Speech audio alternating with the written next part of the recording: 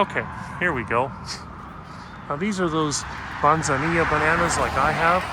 These are in pretty big, pretty good shape. And over there, it looks like a lychee tree or longan. I think might be a longan. And that's the Ciurella or Jocote. And look at how big this thing is. It's got to be at least 20 years old. It's a pretty good sized tree. I don't see any fruit on it because the fruiting season is already over. And you can see there is a pruning shear up there. And again, you simply break one of these branches off and you can plant it and you got yourself a tree. So let me go ahead and pop this back into the mount. And let's go for a little bit more of a ride. Now, as I mentioned before, when I was a kid, this whole area was farm. Sunset Drive was 2 lanes, and it was just cow pastures. These homes were being built on the right side. That was like early 70s. Over here on the left side, they hadn't built yet. That was like late 70s, early 80s. And you can kind of tell by the style of the building. Even though these have all been kind of remodeled, there's a few of them that still have the original style left. This fence was shorter. It's another thing you can tell it's older because the newer developments always had a taller fence. This one was short. It's actually around this level. You can see over there where they added on the blocks right here. But people want their privacy now. There's a loquat tree, mamey tree. This, of course, this is our most popular hedges. What they call that, I call it an autograph tree. I forget what everybody else calls it. This is an olive tree. Yes, we do have olive trees in Miami. That looks like a strangler fig. And over there is a Schefflera umbrella tree. The Shofa, these are all invasive plants. A lot of invasives here. Now that plant, the autograph tree, is known as Clusia rosacea. It's a real popular hedge that you'll find everywhere. So, there's some bougainvillea. This has nasty thorns, so you want to avoid that if you can. Here's some sickly looking banana plants and a coconut tree. All right. That's a bottle brush tree.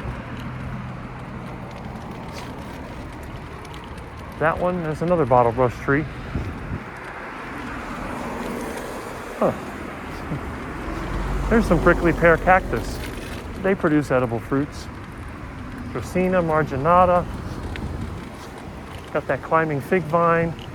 Ficus benjamina. Areca palms. One of the great things about living in South Florida, we have a lot of unique plants. Here's some more of that Ciurella fruit. It's real popular, just amazing. There's an avocado tree. More Schefflera. This was planted extensively back in the 60s and 70s as an ornamental plant because it grows so quickly.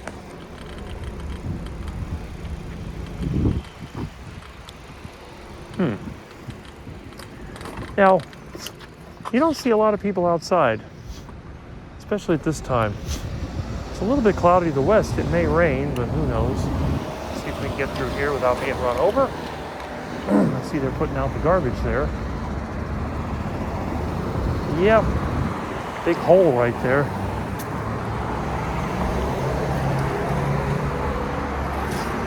This vine over here, you may recognize it. This is a common house plant. It's called a golden pothos.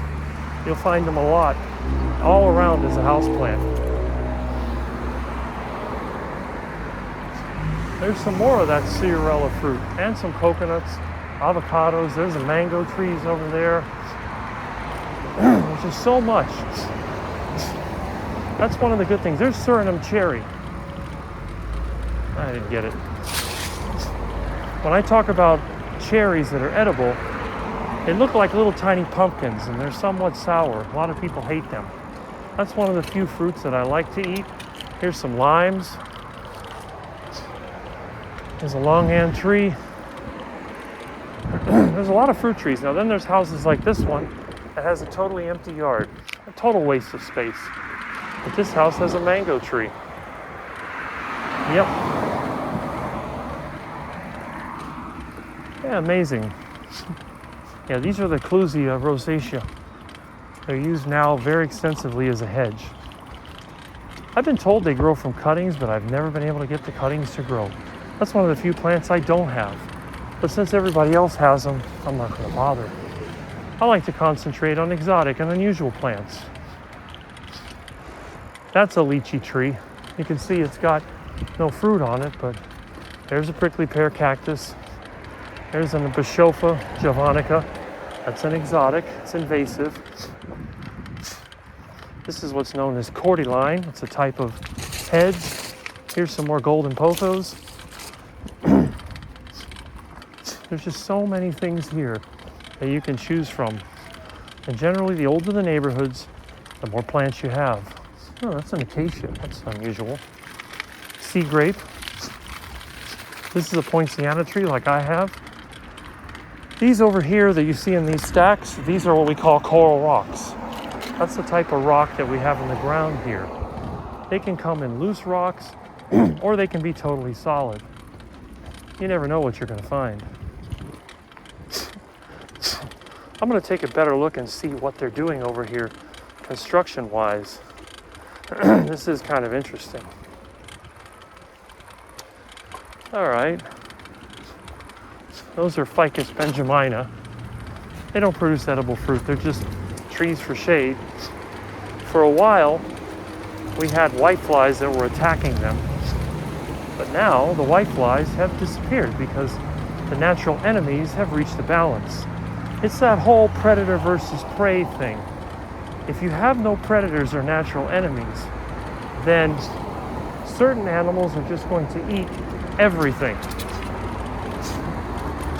which is not good. Okay, let's see. How much time do we have? I think we might be able to make it. I don't know.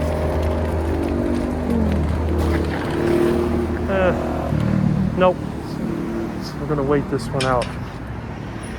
Okay. Boy, every one of these buttons is loose. So if anybody needs a handy doorbell button, here they are.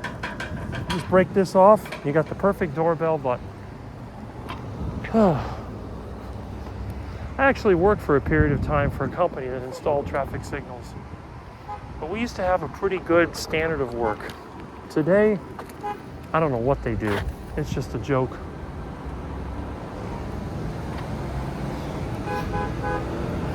So, I was talking before about dangers of the economy, possible problems, and things we need to do.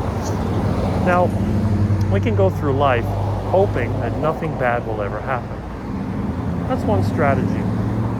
But is that a strategy that you really want to bet your life on? I don't think so. The smart, the prudent person is going to look at all the things that could happen and decide, you know what? Let me think. You ever heard that old expression about Pascal's wager about whether or not to believe in God? It's kind of the same thing. If you believe something, there's going to be an upside and a downside. If the upside is greater than the downside, you might as well believe in it. That's the way it is with anything. It's like when you're dealing with the system. Like, let's say, for example, you're dealing with the police or the code enforcement like I have to. What people do a lot of times, they get mad and they know they have rights. So what they do, they just loudly proclaim, you know, I have a right to this or I have a right to that. They get into a fight, then they end up getting beat up, probably killed. And of course, you know that when you get killed by the police, nothing's going to ever happen to them. They just say, well, you know, you resisted arrest. But then you have the other people, they see the problem coming and they go, you know what? I'm going to go a different way. And if they do find themselves in a problem, they say, well, let me see if I can talk my way out of it. That's always a possibility. Now, it is kind of interesting. Sometimes just having the right attitude can save your life. If you know the danger is coming and you do absolutely nothing about it, well, you're just leaving your life to chance, aren't you? That would be like riding out here in the street for too long. It looks like they mowed this part of the field. If it wasn't for power lines, we would have no open space left in this town. But anyway,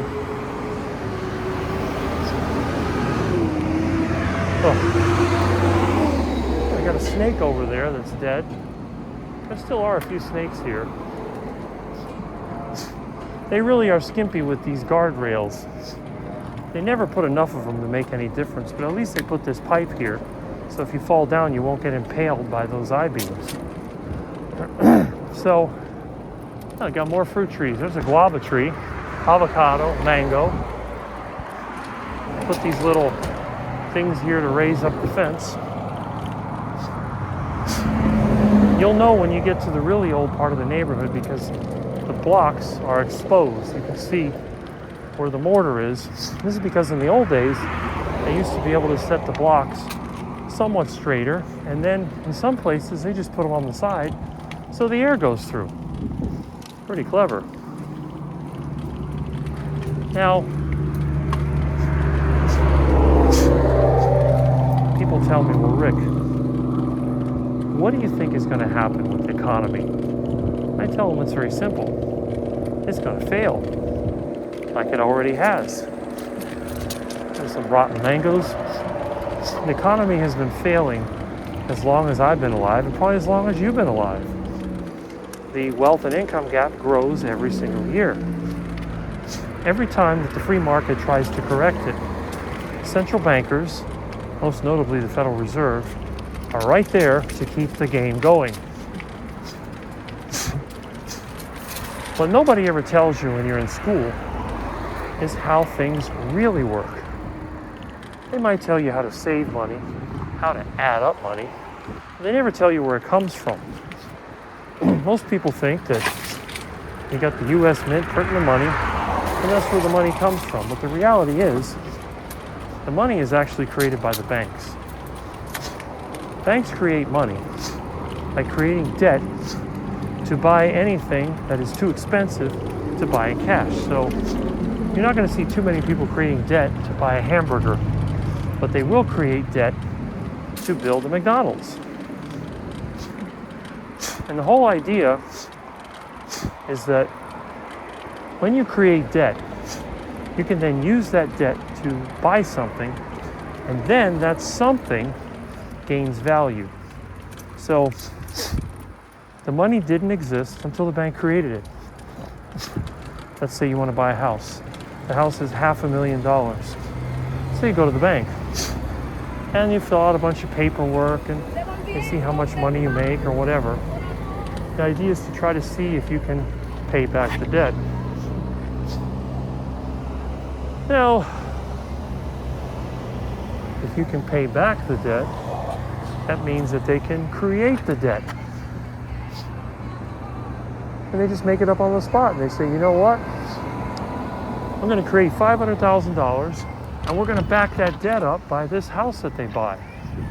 So money that didn't exist before magically comes into existence. And as long as a person can pay the money, that debt is good.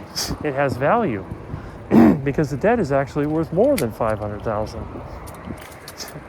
Because when that debt was created, it was created with interest. 3, 4, 5, 6, whatever percent. And every year that debt remains outstanding, more interest piles up. And that's what happens. There's another one of those trees. So what eventually happens? Well, it's pretty straightforward. As more and more debt is created, the cost of everything goes up. That's called inflation. So, people would say, well, Rick, isn't debt deflationary? Debt is money that has to be paid that takes away from the economy. So it seems like it should be deflationary. But the trick is, as long as new debt is constantly created, this just causes the price of everything to go up. So that house that you paid $500,000 for is now worth $600,000, $700,000, $800,000, eventually $1 million or more. That same house that cost $15,000 in 1960 is now worth this incredible amount of money. And because of that, the banks are not afraid if you can't pay the mortgage anymore. You lose your job, you can't pay the mortgage. Guess what? Not only have they collected all of that interest and payments until you got foreclosed on, but now they can take that house and sell it for more money than the money they created, which means they've actually increased the money supply even more. But Rick, it doesn't make any sense. How can you keep creating money out of nothing and it keeps going up and up in value? Well, that's where the central bank comes in. You see, the individual banks would eventually get in trouble, just like they did in 2008. They started lowering their lending standards. They started loaning money that they couldn't pay it back. Then they started foreclosing. For a while they could sell it, but eventually they could no longer sell the properties. And then what? Well, the only thing left to do is to try to dump it. And when they do that, the value goes down. If the value goes down on the property, now those loans that they own have no value and they can't be sold. The banks can no longer have money to work with because, again, in order for them to create money, they have to have enough growing assets to keep the game going. And what they normally do, any extra money that they have, they buy government bonds with it, U.S. Treasuries. Well, when they no longer have inflating assets, there's another plaque, Neptune. They no longer have inflating assets, then the only thing left to do is to go belly up. But then the Federal Reserve says, hey, we'll just buy all your bonds. And if you buy the bonds, now you don't have to worry because that'll give you all the money you need to keep the game going. Unlimited liquidity. Isn't that great? Man, these people don't stop coming. Look at this. Shoot. Wow. Okay. Anyway. It's terrible. So, it's a great racket. It's an unlimited money machine. We can see the same thing happen with the stock market. You could look at a company like NVIDIA. They have what's known as the infinite money glitch. They borrow money cheap, and they buy back their own stock. That causes the supply of stock on the market to decrease, and they can set whatever price they want. Then they just borrow more money against the stock they already have and buy more. And they can keep playing this game. They run out of stock, they can always issue more and buy that back too. Of course, that only works as long as the interest rates are low. The secret is interest rates have to be below the growth of their expenses. That way they can make money.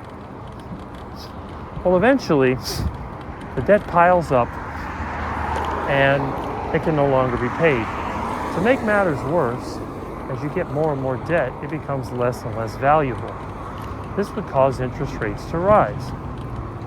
Now, one thing that you'll notice is that interest rates don't rise because the central banks keep manipulating interest rates of the money that the banks loan each other.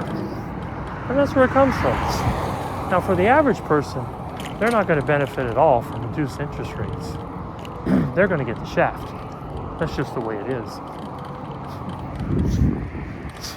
I could cross this now, but I want to see what's going on here with this construction. I try to keep my finger on the pulse of this area. This is one of the craziest places I have ever seen. The amount of construction here is ridiculous. Yep, there's the last nursery. I give this a couple of years. They're going to sell this. They're going to build probably at least 12 houses here, half-acre lots, maybe more. I think this might be a 5-acre. I don't know. We'll see. All right. We have a water truck.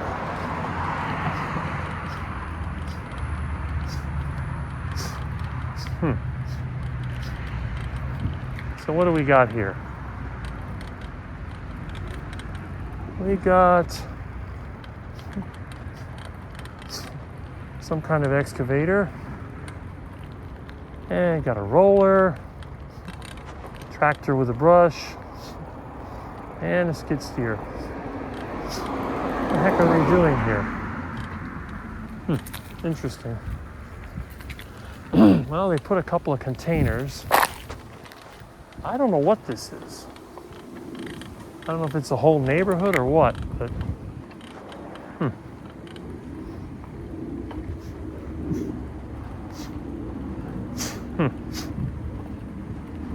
There's a rental.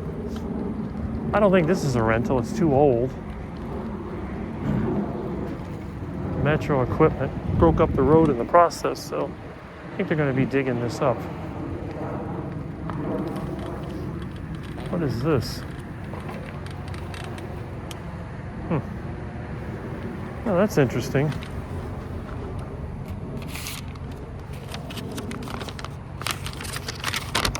Water and Sewer Department. Upgrading the water system. Okay, so that's what it is.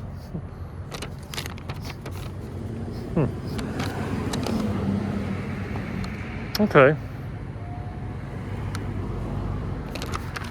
All right, so it's not development, it's just something with the water department. Oh well. Probably one of the old pipes is broken. I know not that far from here is the well field, so might be one of the main lines coming out. That's why they got such a good size excavator. That looks like a contractor. It doesn't look like the county. Anyway, let's have a sprinkler going here. Yep. It's June, the rainy season, not a drop in sight. I think it's raining over the Everglades, but not over the city. This is not good. Anyway, let's see. That's still running. I think I'm going to cross over right here. Okay.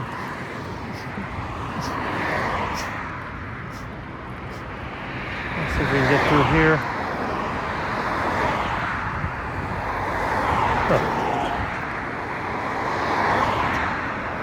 All right. A lot of traffic.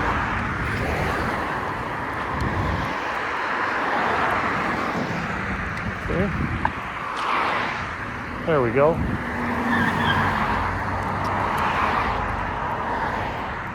All right. That's it. Horse country is still the nicest part of this area. This is all that's left. It's really amazing to me that they were able to preserve this neighborhood. It's even cooler over here. You get on this side of the road, it's probably 5 or 6 degrees cooler, which I think is really interesting. Anyway, it's a long ride. It's hot. But you know what? I should have brought my heart rate monitor with me. Let's see what it is. It's probably no more than 70. Just doesn't seem to be that, strenuous. When I ride bike, what I like to do, I'll ride easy for a period of time. Then I'll hit it real fast. And then I'll ride easy. That's just the way I like to do it. I don't like to go all out all the time. I don't like to run either, and I don't do jogging. When I go for a run, what I do, I'll start running it all out, and then I'll slow down, and I'll walk nice and slowly for a while. Then I'll run all out again. And the funny thing is, I've been able to outrun some of my friends that run all the time. It's just a different way of doing things. Yeah, but this is the nicest neighborhood here, in my opinion. This school has been here since I was a kid. It's had different names. I think they originally called it Sunset Prep School. They changed the name several times. They used to have a funnel ball thing here on the side. I mean, it's changed. You got these plant nurseries. These are mostly ornamentals. They have some fruit trees, but they have a lot of interesting plants. They're expensive too, that's the funny thing. None of these plants are cheap. Now, if you're like me, and you're super thrifty or just plain poor, what I normally do, I normally just pick up cuttings, stuff from the trash, seedlings. I start with a lot of little stuff. And then from there, I'll grow my own plants. Some water on here. And they got these hedges. It's a type of holly they use for these hedges. Over there is orange jasmine. Pretty neat. Jatropha. All kinds of plants. Go around here. Some gumbo limbos growing wild in there.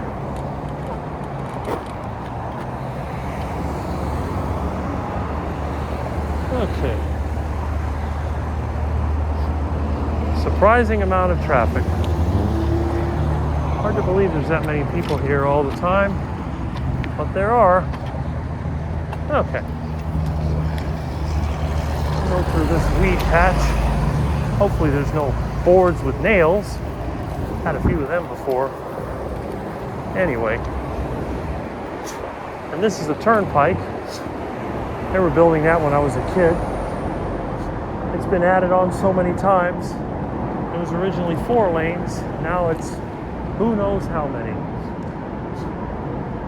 It's just crazy. Huh. Totally nuts.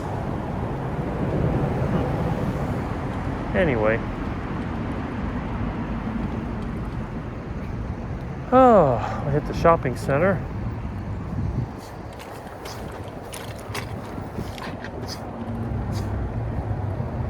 So, it looks like they repaved the strip back here. That's good. This thing was pretty rough for many years. Huh. Cell phone antenna. Crazy. Anyway, check the dumpster. There's no supermarket in here. Hey. Oh, let's see.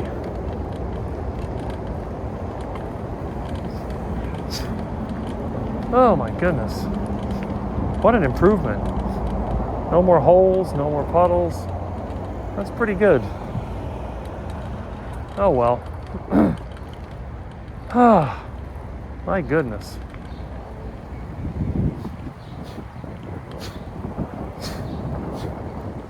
Well, we're getting there. Taking a nice easy ride. Let's see if there's any chickens here. It's always fun.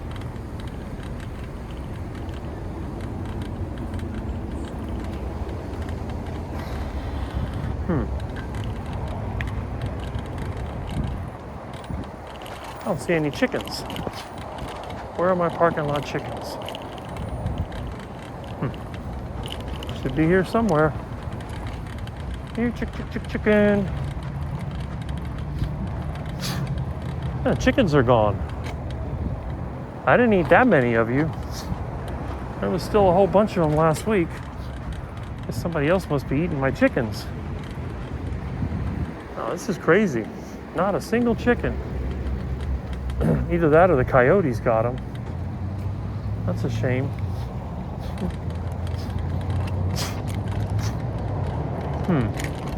Not one chicken. Oh, this place is empty. Maybe it's closed. Huh.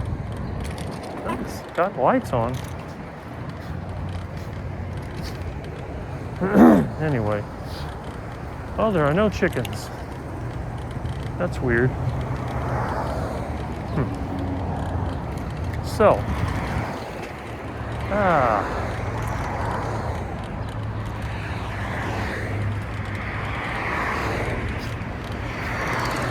We're getting there. You know, the one thing I have noticed is there's been a lot less activity. I don't see as many people shopping, but there's a lot of cars out and about. If you go to the shopping center, it's not that busy. So I don't really know what is going on here. It is a little bit on the strange side. Let's see.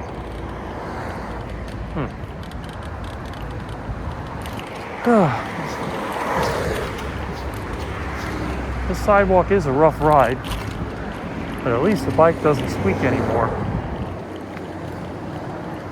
Oh yeah. Sidewalk here is like a parking lot, especially at this medical center. Built on this little strip of land that nobody wanted. It's funny how they cram this in here. Anyway,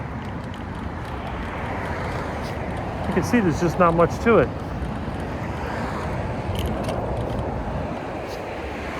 I guess they still haven't finished this irrigation. They got the pump in place, but I don't see any sprinkler heads. Well, it's a third world company, so you know it's going to take a really long time to finish this job. Maybe another month, maybe another year. Funny pipe's still sticking out of the ground. Look at that. Oh well. If it was me, I would do the irrigation first and then plant the trees. The trees are not cheap. Each one of those pine trees is at least $100. It's crazy. All right. Again, no crosswalk here. We have to make our own. Always fun. Yes, it is. They don't even give you a little ramp. Okay. Well, we're back to the canal. Almost back home. I don't see any duckies. Oh, there's some duckies. Ducky, ducky, ducky, ducky, ducky. A lot of duckies. I've been craving duck lately. I don't know if that's good or bad. I'm definitely craving duck. Nothing tastier than a fresh Muscovy duck.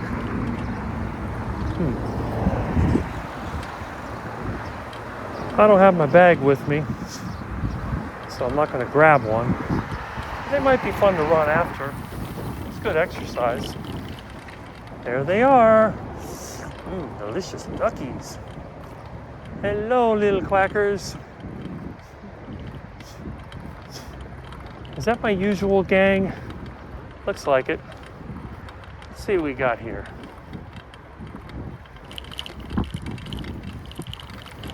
Oh, there's a different... Oh, yeah, that one's a white duck. Hello, Mr. Duck. Look, a fresh ducky. Hello, Ducky Wucky. Want to be dinner? There he is. Hey, Mr. Duck. I see you everywhere. You're nice and tender. Hey, guys. Come on. Look at those friendly ducks. Delicious duck meat. Okay, quackers. Anyway.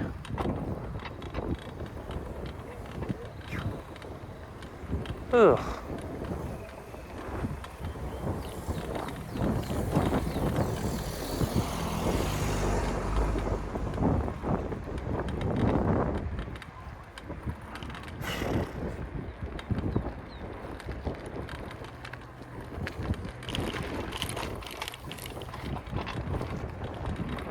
All right.